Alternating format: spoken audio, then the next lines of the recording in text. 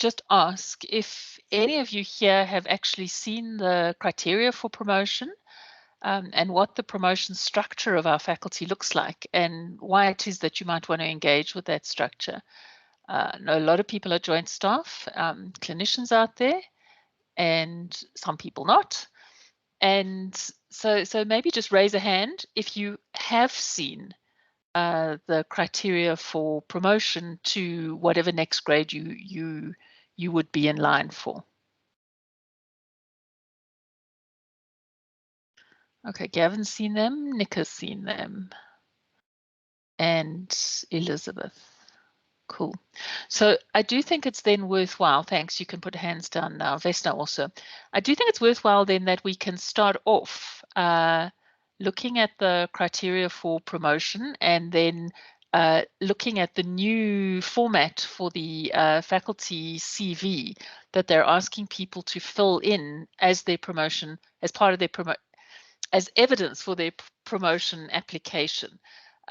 So let's just have a look. These have not yet been published. These are still under discussion, although I think they're pretty close to coming to some sort of resolution. Let me see if I can find them. I've got 10,462 million documents open, which I know is not the way to do it, but let's open. No, sorry, guys. I'm sharing my screen, which I don't really want to do. There we go. Let's try one more time and not go to that one. Let's go to the, there we go, staffing and promotions criteria. Better. Okay, so as I said, these are still kind of under discussion. And if you see that the university has a main appointments track. Oh, and Yanis, can I ask you, because I'm sharing my screen rather than just projecting, I can't see hands. So if somebody has a hand up, please just shout out, or Yanis will tell me. So we have a university track which is called a lecturer's track, which starts off with people being appointed as associate lecturers. And unfortunately, all joint staff in the faculty, when they join the faculty, are appointed as associate lecturers. Just because they need to be appointed as something, and so they start literally at the bottom of the pile. It's no reflection on what you do and what the university values as your contribution, but it's what they do. And if you didn't know, you could work for 10 or 15 years doing this job of teaching students as they come through, but mostly seeing patients, and not know that the university considers you an associate lecturer. And so that's why it's important for heads of departments and heads of divisions and heads of schools to understand where their staff are on the promotions track and to make sure that they get promoted to whatever level of achievement they need to be at with regard to what their contribution is. So the one is a lecturer track, which is kind of where the full-time academics reside, because they have a component of teaching required, they have a component of research required, and then they also have a service component, which is seen as academic citizenship. The next track that we look at is the research track, which are mostly people involved in research units or in big research projects. And there you get the gamut of people being promoted, mostly through publication and through, yes, service within the research unit. And there is no real teaching component required other than postgraduate supervision. And just to point out, which is a very weird thing, but it is so, there is a difference between the criteria for appointment at a certain grade and the criteria for promotion to a certain grade. So the difference would be that as an appointment grade, you'd have to meet all the criteria already. Whereas if you are wanting to be promoted, you have to show that you have had movement, that you started at a certain point and that you'd managed to improve or to produce enough publications or to develop a teaching portfolio, and that would ensure your promotion. So promotion is about showing improvement. I want to focus on the last two, which is kind of where most of you are located, and that is at the clinical track, which is a track in our faculty which you won't find in many others, associated with professional engagement. And what I mean by that, it's to do with not having to have as much research and publications because you have a huge service burden. So it's for somebody who is mostly a clinician, who does do clinical teaching, who might have a few publications, but not nearly to the same level required. So I want to know if people want me to go into that a little bit more closely, if you want to see what those criteria actually are. Okay. Nika, have I cleared up the difference between appointment versus promotion? Appointment is when you come in from outside and you're a new person and they've advertised for a job and you apply and you get shortlisted. And it could be that they appoint you at that level for that job from the advert. Whereas promotion is all about you are in the university already and you want to move up a grade. Yes, won't you chip in there? Thanks. Yeah, that's helpful, and you'd covered it a bit already. I'm interested in the clinical track. Does it not have associate lecturer and lecturers in the clinical track? No, so let's have a look at it then, and I'll go into it in a little bit more detail. Just hang on a sec. So you're still seeing that screen where it gives you all the appointments, right? Sorry to whiz through, but let's whiz. That's lecturer, and I'm going to go all the way down to clinical. The red, by the way, are suggestions and comments and ideas that we're all fighting over. So let's see how they land up. Okay, so the clinical track is about developing clinical competence. And let's look at promotion for people who are in the system already. So for people in the system, there's a note that it belongs to all schools in our faculty. So we're talking across the board. Sometimes schools do have a difference, but in the clinical track, they don't really. In terms of an academic qualification, we're looking at promotion from an associate lecturer, really, to a lecturer, and then a senior lecturer. So that would be pretty similar to the lecturer track, but with different criteria. So if you're having a look at promotion on the lecturer track, and you are a lecturer, then your next step up is to be a senior lecturer or a senior clinical lecturer. And that the criteria for that is you need a master's degree, so you must have finished your MMed. And a specialist qualification, they say, because in days gone by, you didn't have to have a master's degree to have the fellowship, but now you can't have the one without the other. So the professional qualification is registration with the council. With regard to teaching experience, it used to just say recognized contribution to a clinical teaching program. We've added some things which I'm not sure will actually make it in the end. Teaching should be formally assessed. In other words, you should have evidence of student and peer evaluations. And then they added in this bit about supervision because they really want people on a senior track to be developing not only teaching but leadership skills towards this clinician scientist idea. And so they're wanting people to have supervision experience.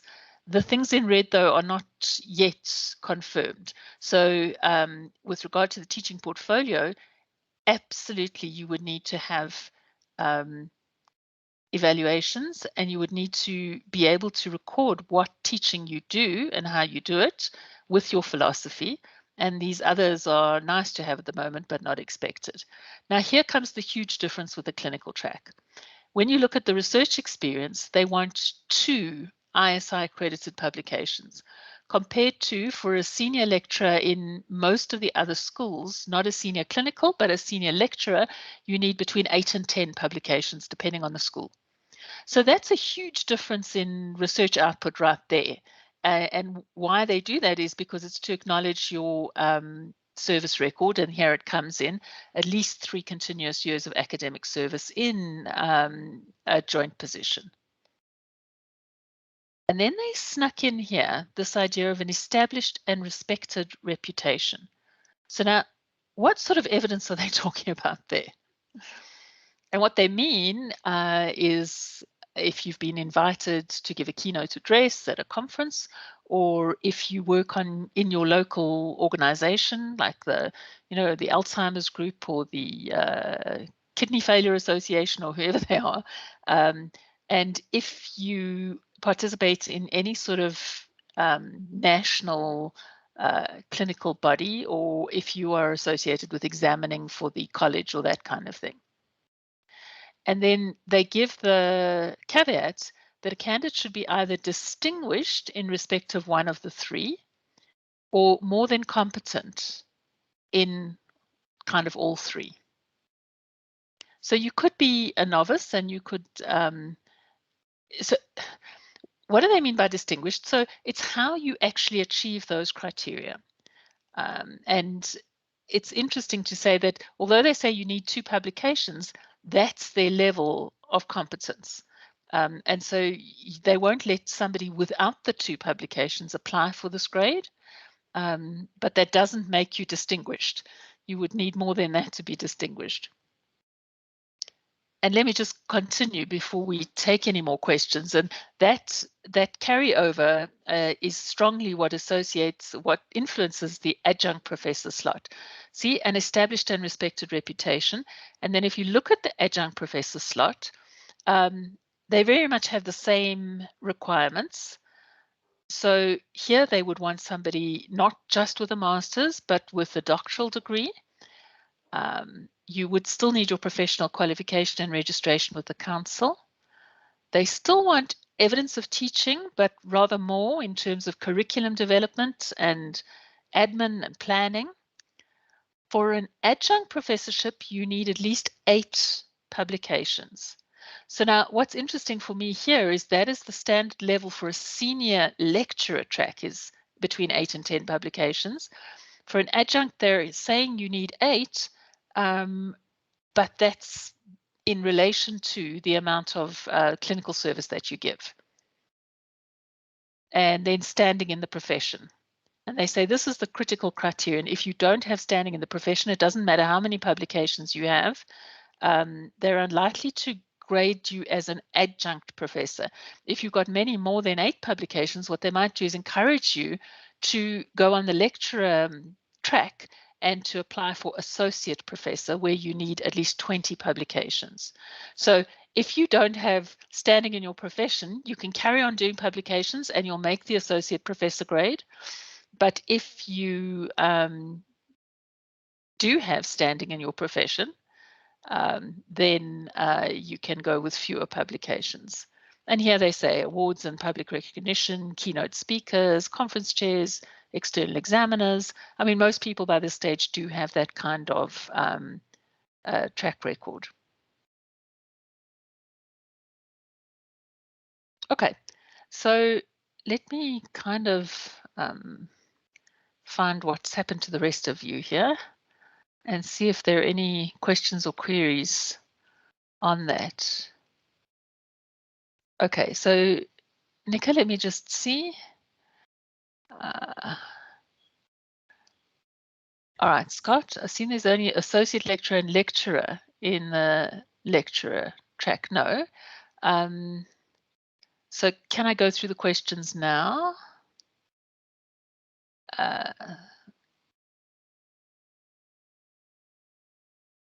Okay. So it is a little complicated, I guess. Scott, that's not so. The full document has associate lecturer, lecturer, and then senior lecturer, and then associate professor, then personal professor. That's the track that we take as full-time academics on the lecturing track. The difference between the lecturing track and the research track is the teaching component. So the research track doesn't require a full teaching portfolio. It only requires evidence of supervision. So if you want to be on the research track, then that's where your teaching portfolio is really not required to that extent. And then the clinical track is for people who do a lot of service, some teaching, but very little research, and they have very few publications. And it was brought in with a big fight, I might say, with the main university a long time ago, to keep clinicians at the same level of promotion as people who have been involved in research projects and do a lot of teaching.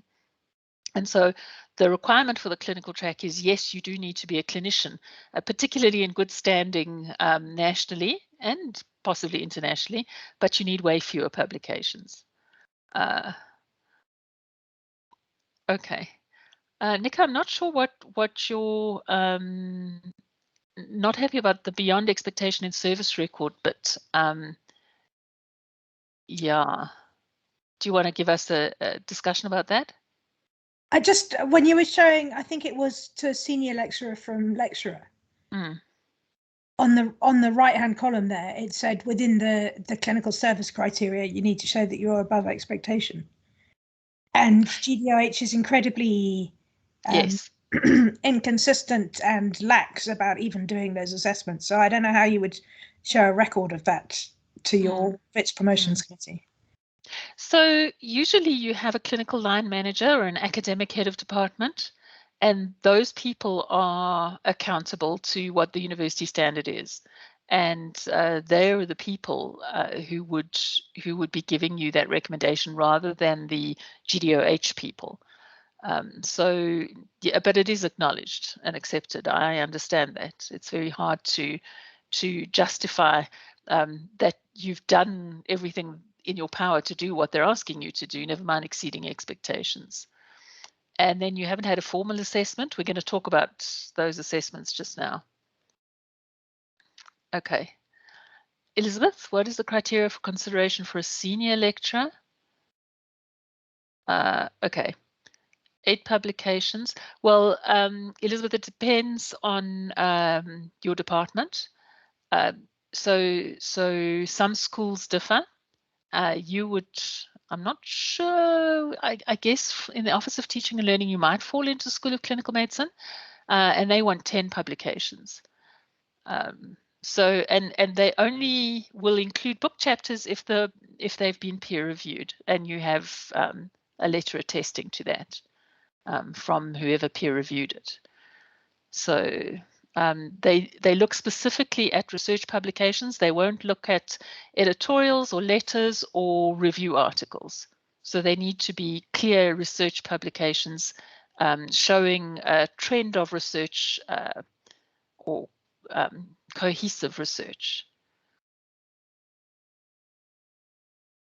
Yeah. Okay, so any more particular questions about the promotion criteria? I'm quite concerned that these are not, I mean, they're supposed to be completely transparent. That's why they're written. And line managers are supposed to discuss these with staff members as to what your next step should be and how you should be building towards what those criteria are.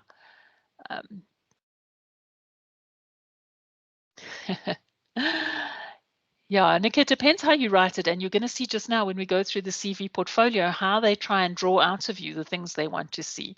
So theoretically, you can count old research, but I do have to tell you, I see what happens. People who've come and been appointed and been at WITS for, say, 5 years and have really struggled to re-establish some sort of research program and are only just starting to get going, but they had like 20 publications from their other institution from maybe 10 years ago.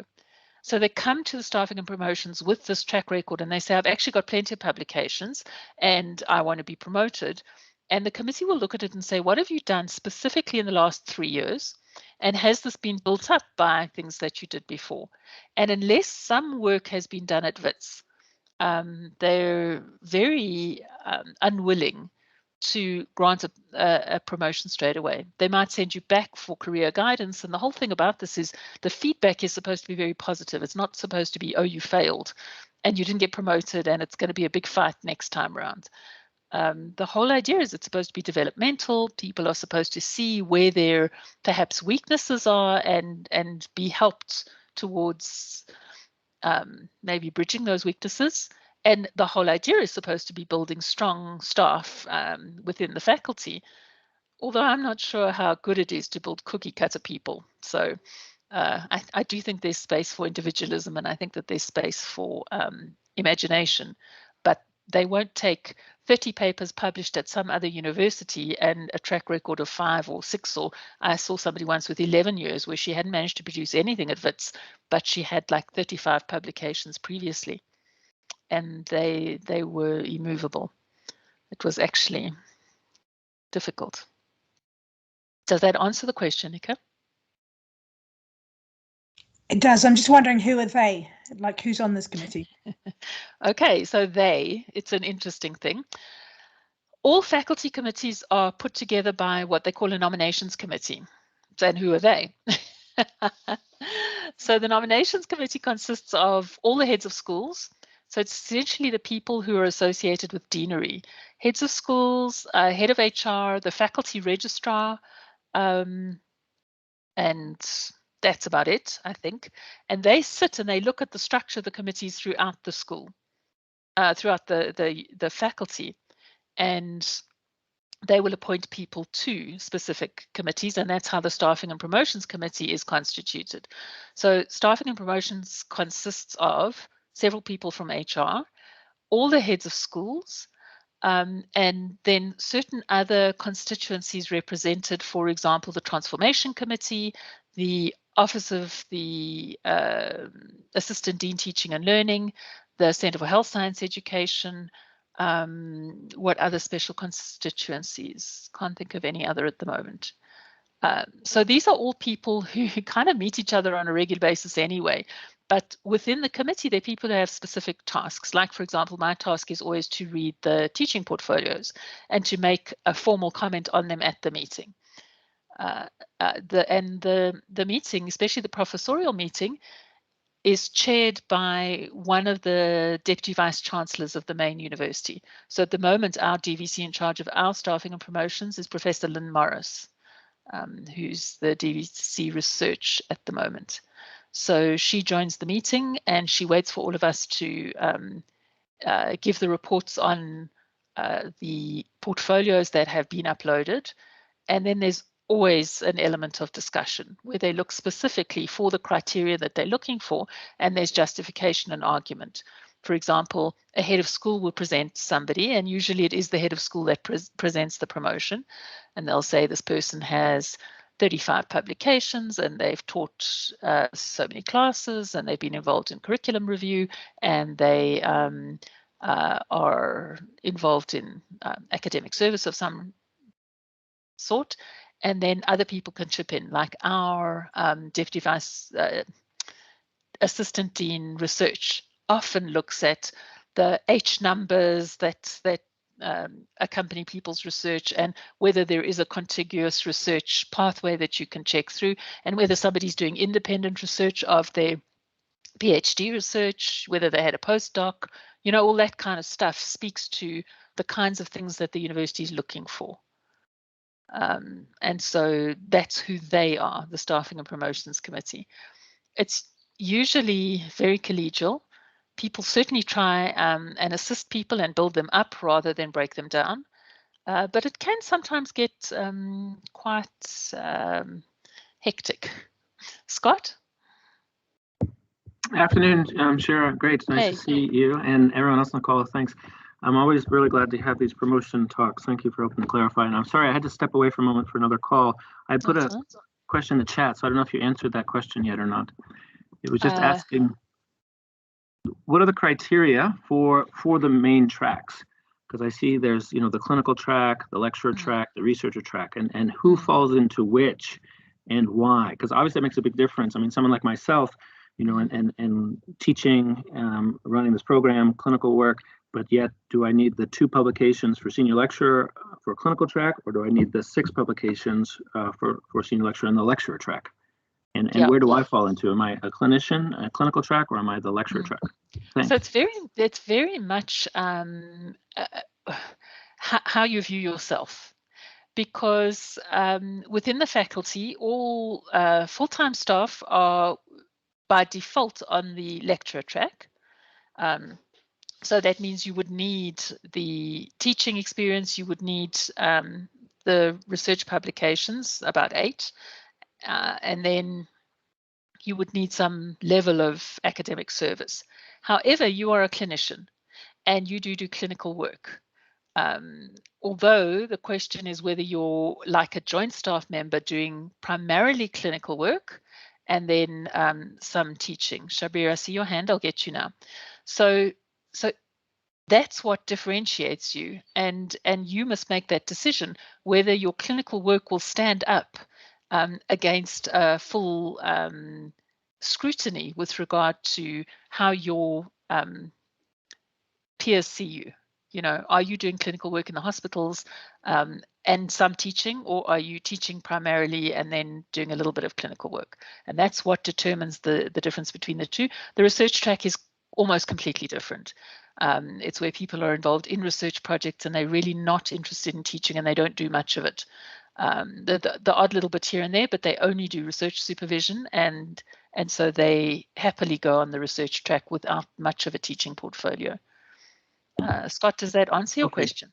No, that's helpful. The researcher I do see is separate. Is that distinction between the clinical track or the lecture track? But I would like to see in writing what that is, because I've heard even different things, whether you are teaching the clinical or whether you're in the practice of the clinical, or whether you're a clinical head versus myself as an academic head, but of a clinical program, or whether you have a clinical degree or you don't. So I mean, clarity is helpful, because I've been told by different people, clinical track, then others say, no, you're definitely not clinical track. But I've seen people promoted in clinical track who do the same work I do. So I'm not sure. I just need to see this. We have to be a little bit careful, because there are also people who get promoted on the clinical track, and those who aren't eligible, or who are eligible but didn't choose that way, can be a bit snobby about real promotion versus clinical promotion. So I think we have to be careful about how people are seen and what their fastest route to promotion is. And I do think that this is a discussion you need to take to HR, make an appointment with Charles and talk to him directly, because his approaches might be different from what I'm telling you. But what I'm telling you is mostly the clinical track was put in place for people whose major work was clinical work, and they do some teaching in the course of that clinical work. Because when you look at them, that standing in the profession, which is what the clinical track really depends on, can be quite difficult to show if you're not doing that volume of clinical work. So yeah, I think you need to for your own understanding, speak to Charles and see where he holds, but that's as I understand it. Shabir? Yeah, I thought I'd just respond, maybe giving clarity as well. I've been through some of that process. I think that you've said it's there is the normal track, which is kind of research, and you've defined the numbers, and the clinical track is really to aid people to get promoted despite not having that kind of research output because of the clinical burdens. The question is, you can choose where you want to go and when you want to go to which. So for example, I was a senior clinical lecturer. I then started proceeding to up my volumes. I thought I'd get adjunct professorship, and somehow that didn't quite happen for some of the other reason.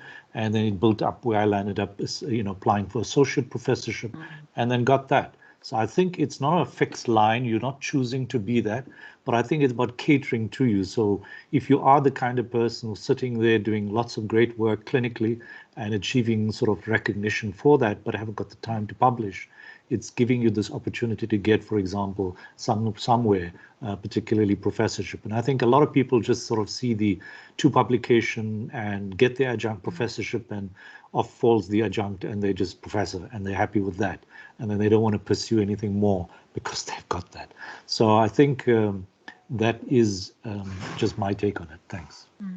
Thanks. That's very interesting. And I see the questions in the chat too. Matty, you can definitely jump tracks. And that's almost what happens when people then pursue a more research-based career or start integrating their research within a team. So you start off as an adjunct professor with the requirement for very few publications, around about 8, which is the same as in the lecturer track. You need to be a senior lecturer. And then when you build up your publications, you can certainly change tracks. And if you want to. As Shabir says, what often happens is that somebody gets an adjunct professorship, then they do just drop the adjunct and everyone calls them prof. And if they're happy with that, that's okay. It's really a case of trying to ease the burden of clinicians who just do not have the time to publish. I do see your point about the advert, what is standing in the profession, etc. Okay, Nick, I'm just reading your comment also. Yeah. They're very, very, very tough on this clinical standing. It's the biggest arguments I've ever seen in staffing and promotion is about what is the evidence for standing in the field, clinical standing in the field. And when they ask reviewers, because of course you have to supply reviewers, that's the thing that they hammer them on most in relation to a promotion. Okay, Nika, they haven't gone for adjunct prof because they'd rather be associate prof in a lecture track. Yeah. Yeah, you can get to eventually to a personal professorship from an adjunct professorship, but it's a huge jump with regard to the research publications. And yes, there are people who would prefer. So, as Shabir said, when the criteria come up for an adjunct professorship, it's all about the standing in the field, and the publications really aren't part of it. And then, so if they adjudicate that you don't have enough standing in the field, whatever that means, you know, you're not chairing enough committees, or your referees don't give you the kinds of words that they're looking for, then they'll say, you know, perhaps you should be looking somewhere else. And particularly if you're sitting on like 17 or 18 publications, and that's where your focus has been, not on sitting on committees and chairing things and etc., then within a couple of publications, you're going to make that associate professor grade anyway. And so that's what they would encourage you to do. So, I mean, you know what, at the end of the day, in terms of salary and in terms of what you're called, doesn't matter whether you're going for adjunct or associate. And as I've said repeatedly, you don't have to stick to the tracks. But most people who do not have the research publications go for adjunct because that's much more within reach for them. And you know, instead of saying it's going to take me 5 years to get the requisite number of publications, they can do it within 1 if they join several committees and, you know, do a few talks here and there. So yeah, I think that that's the criterion. Matty, without a PhD in the advert, is that what you're talking about? Sorry, no. An adjunct. It seems to me that it's possible to be an adjunct without a PhD, but it's not possible to be a senior lecturer without a PhD, and that discrepancy is a little curious, but it is what it is, I suppose.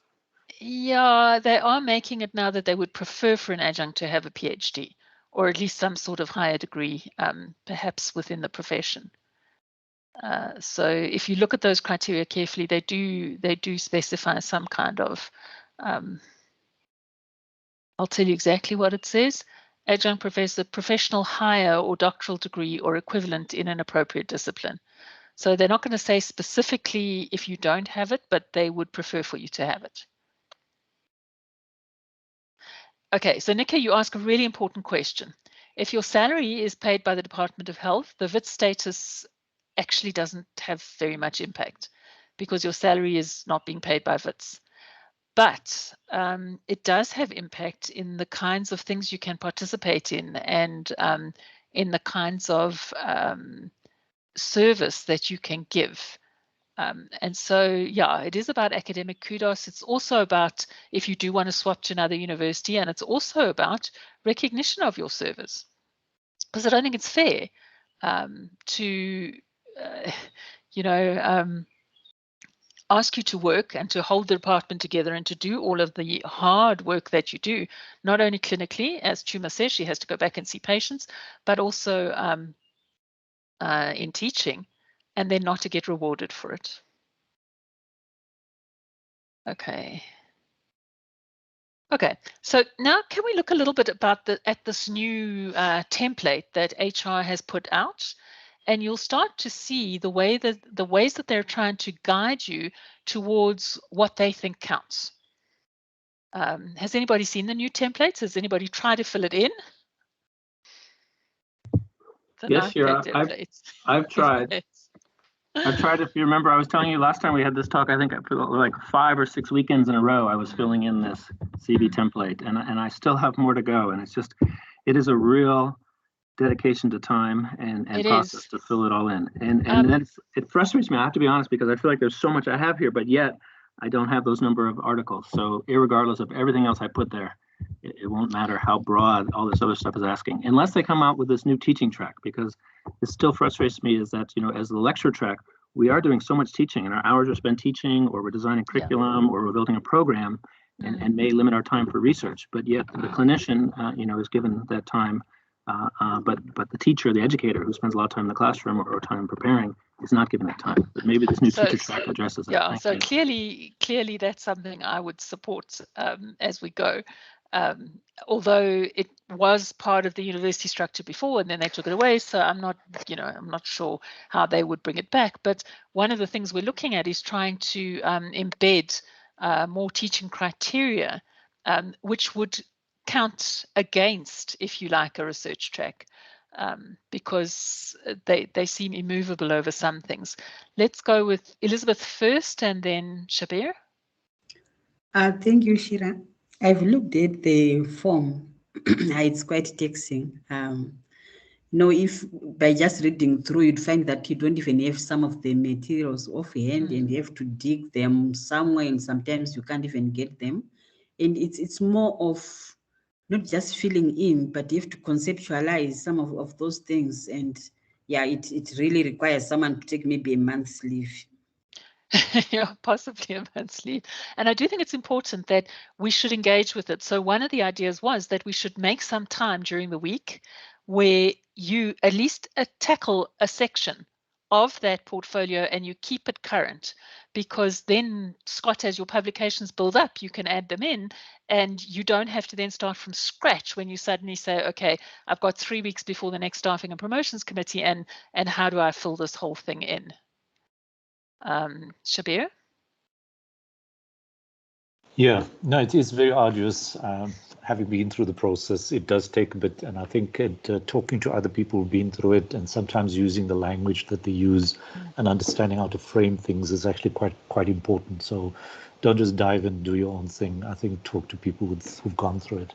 I think I'm very curious about why Scott seems to be stuck. I can't imagine, and this is a question to you, Ishira, is Scott, I mean, even though he's an employee of the university, in some ways, is he not eligible for that clinical adjunct professorship? Yes, so that's exactly the advice I gave him. I mean, in my book, he certainly is. And I know that there are other people heavily invested in teaching in our faculty who do, by the by, have a clinical degree, but who spend most of their time teaching.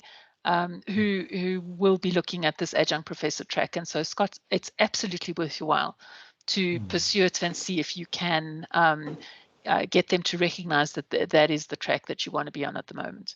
And Shabir is absolutely right. The language that you use and the way you present your evidence is really important. In that the committee gets used to seeing the kinds of metrics and the kinds of presentation that they recognize easily. Remember that these committees read enormous volumes of documents. So if you think it's very arduous to fill in this document, imagine having to go through and read it and adjudicate it. And that's why they allocate certain sections of each application to different people, so that you're taking responsibility for checking certain things. Otherwise, the volume of reading is enormous. And so that's why it's useful when they start seeing the things they expect to see or they give credit for easily. And it's very, very useful to talk to your line manager or your head of school to ask them advice on things that go easily and things that don't. Vesna? Vesna, I see your hands up.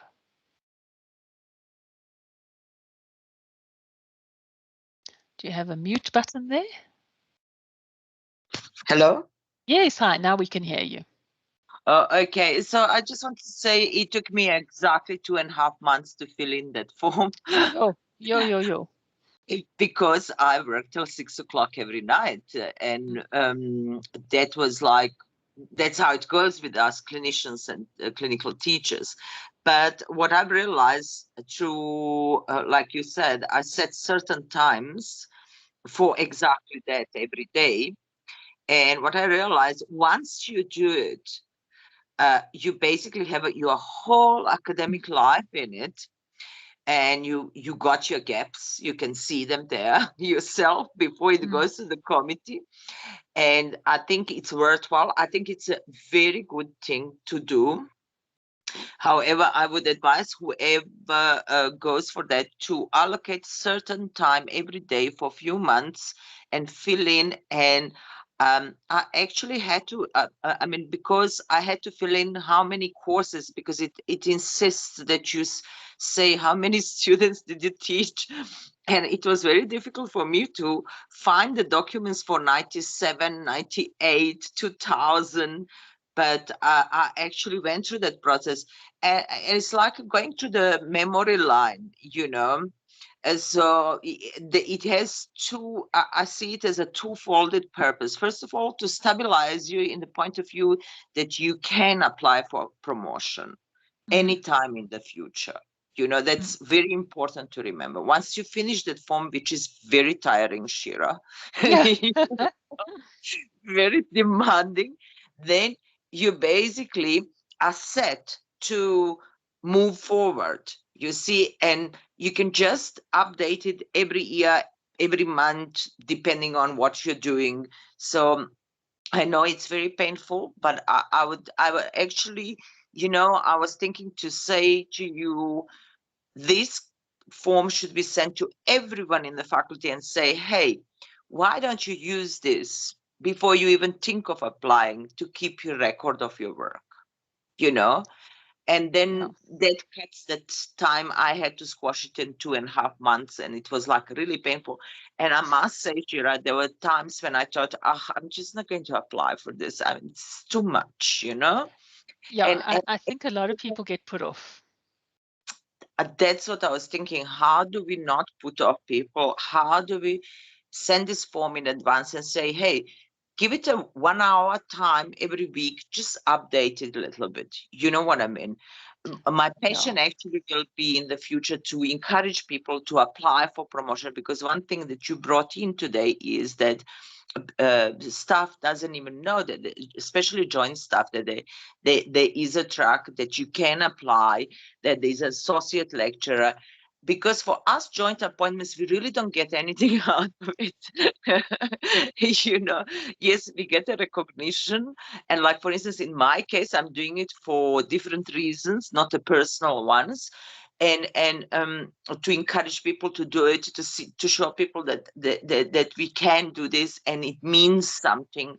So there's a bit of a work to be done in that direction, I think, with explaining to joint staff that this is also important, So thanks. I just wanted to say that. So I'm interested to know why people think it is important, because that's the other thing. Until you reach a certain kind of level, people just, we're all mates together and we all do stuff together. And this sort of starts to elongate the tail. It starts to differentiate people. And because it's so labor intensive and because it takes so much energy and effort to do, there are people who say it's actually not worth my effort. It's more meaningful for me to do other stuff. And I just won't engage with this because it doesn't make any difference to my salary and it doesn't make any difference to my patients. And so it's an interesting idea whether engaging with what value it is to your eventual career. Or what worth it would be if you weren't in the institution to engage with the process. Yeah. So maybe. Okay. What I'd like to do is just show you the form quickly. And Yanis, I did email it to you. Won't you do me a favor and drop it in the chat? if people do want to pick it up, please just bear in mind that this is by HR a work in progress. They're getting feedback on it. They've only used it through one cycle of the Staffing and Promotions Committee, and the next cycle's coming up. And they are still taking feedback on the form. So it's certainly, here we go. All right. So the personal details are easy to fill in. Okay, and then it comes straight away to saying, are you employed by a grant or the Department of Health or wherever it is? So it makes you state upfront where you stand within wherever you are. So all this stuff is easy. The difference between an academic qualification and a professional qualification. Everybody clear on that? If you're not, just shout out.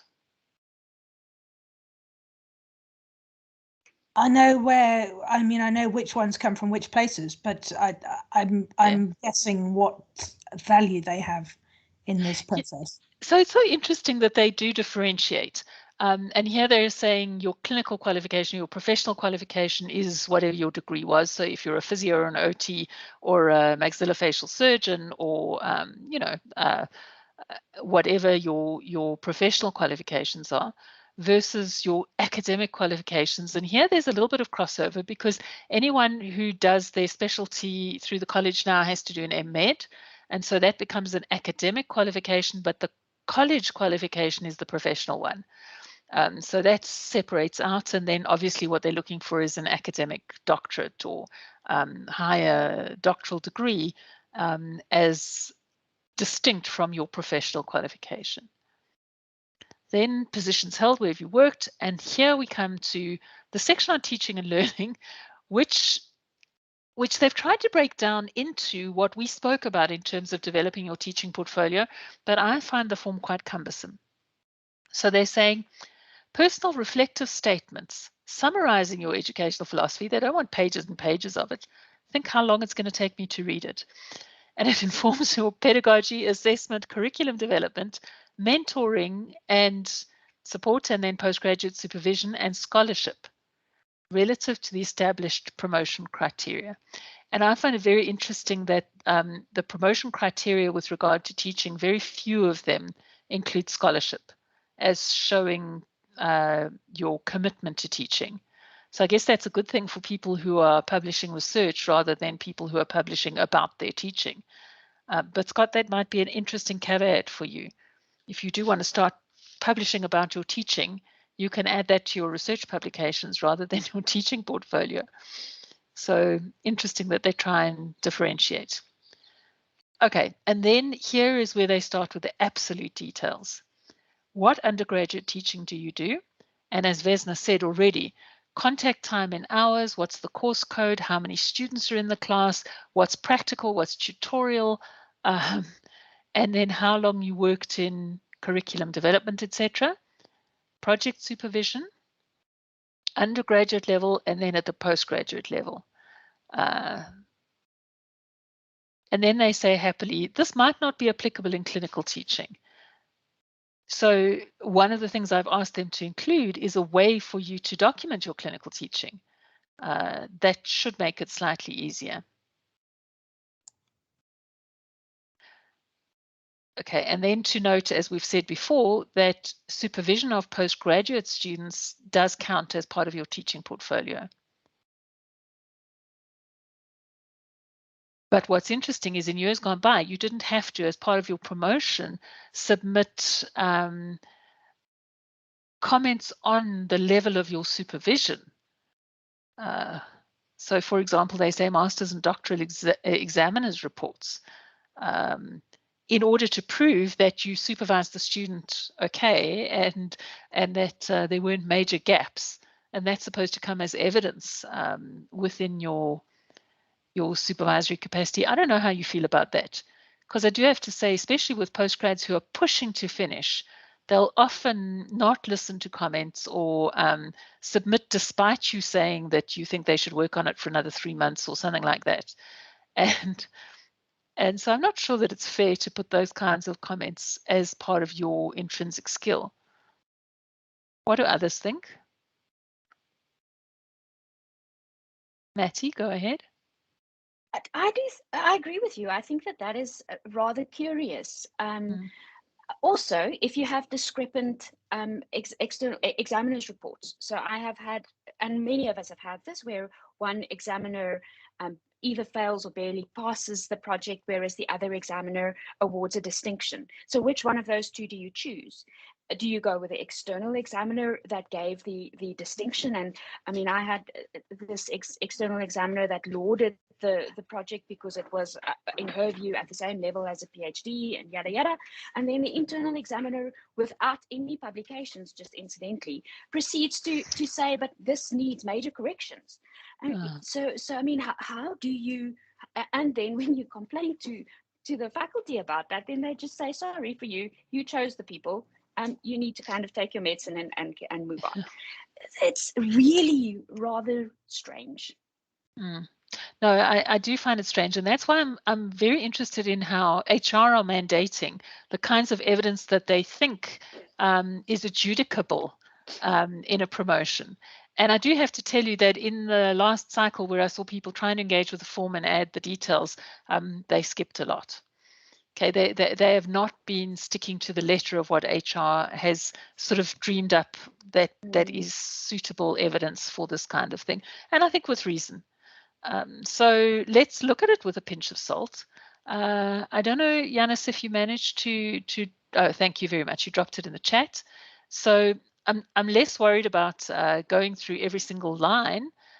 Nika, it's not that they want you to do it only in 3 lines, but they want you to expand it, obviously, for however much you need. But they didn't want to take too much time giving empty spaces in the form. It's just a case of these are the questions we want you to answer, and now you must put in all the information. And yeah, that's it. When students don't complete, you don't get the credit for it. They want to know how many students completed. And then they say, and then how many students have you got current? Shabir, that's a nice idea, but yeah, I think brevity is important, but not at the risk of leaving out evidence that the committee would then think is not there. So I guess, let me just go back to what we're looking at here. And they start right from the get-go with honors projects, master's projects, doctoral students, and then clinical training, which is quite interesting. Vesna, it would be interesting to know how you managed to fill this part in, because training specialty, number of trainees trained, are they talking about, successful supervision of registrars and fellows? So those are completed and then in process. And total hours that you spent on those students? How do you even begin to count? Am I audible? Yes, I can hear you. That's exactly. I actually laughed at myself, you know. But it was like a journey from how to tell you. That's what I'm saying. I saw you in this form, and your structure, the way you trained me during the postgrad diploma, you know. I saw how you are developing us. Okay, well. I agree with your comments about student supervision, and it's very tricky, and that should be relooked. But I saw your input here. I saw that you're bringing teaching out, that you're trying to bring the best out of us. No, definitely. So that's that is the aim. But when I started filling in the courses, I literally cried because I had to do it every night, a little bit, every night. My husband was like, oh my God, you should stop now. You know? Because you have to go back to, somebody just said, you have to find your documents. So do you have a digital documents from year 2000? Then we started a new curriculum 2001. Which course code was it? Then the course codes changed after 2005. Oh my God, how many actually courses did I do? So I did it, Shira, and I want to say now I'm grateful for it because I've got a digital document that verifies my existence in academic world. And the way I'm hoping with my part and my experience to inspire people in the future, our staff, is by saying to them, you know, there's a missing link for joint appointments. Nobody tells us actually that this does play a role if you are moving from university to university, if you would like to progress in academic world, because there's a life after Department of Health duties, you know what I mean. And there's a beauty in teaching, and there's that creativity that we all have, but it's not fulfilled because we are mechanically in the clinical environment all the time. So it does give you that hope. So I actually must say I saw the gaps in this form. When it came to filling in the courses, I really almost gave up. I'll be honest well, here. I'm very glad that you didn't. I'm going to curtail it there actually, because we got through the teaching section, and I think that you saw the very last section as Vesna was talking was about your transformation and about transformation in teaching.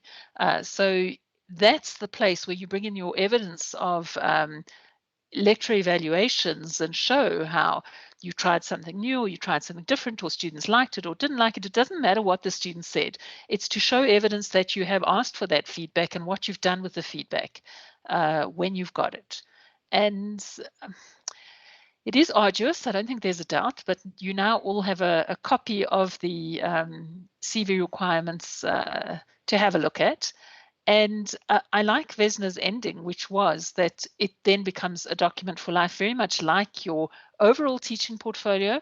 Remember, you're only taking bits out of your teaching portfolio to put into this CV promotions application format.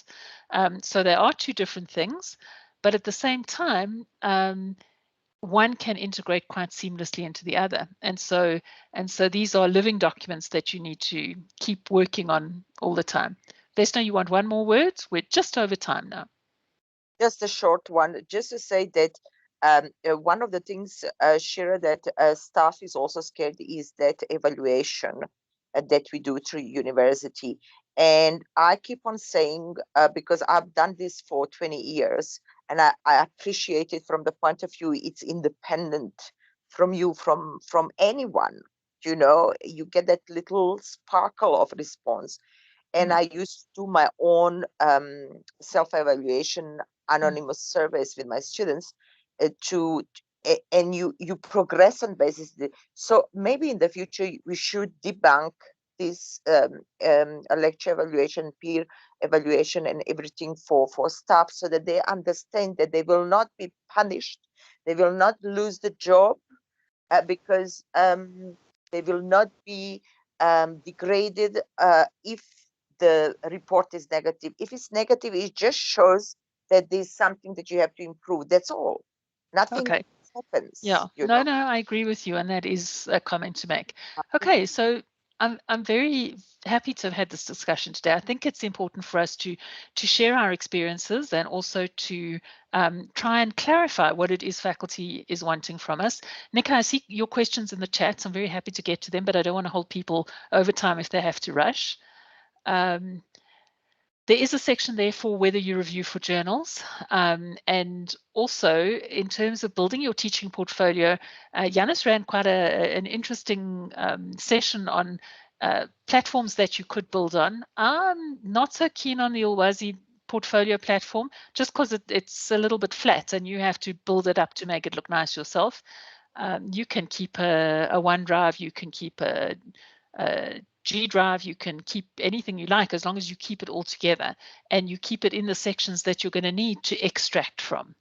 So I think you and I need to take this offline and we'll have a discussion about what's involved in a teaching portfolio. Right, everybody, thanks so much for joining us. Yeah, Yanis showed off Portfolium, which looked really nice. I really thank you for your input, because I think it's important when people share experiences. And I also think it's important that we keep the faculty on their toes, because things work and things don't work. And so they'll only get feedback on that if we engage with it and if we try and make it work for us. So happy Tuesday, everyone. I hope you enjoy the rest of your evening. Bye-bye.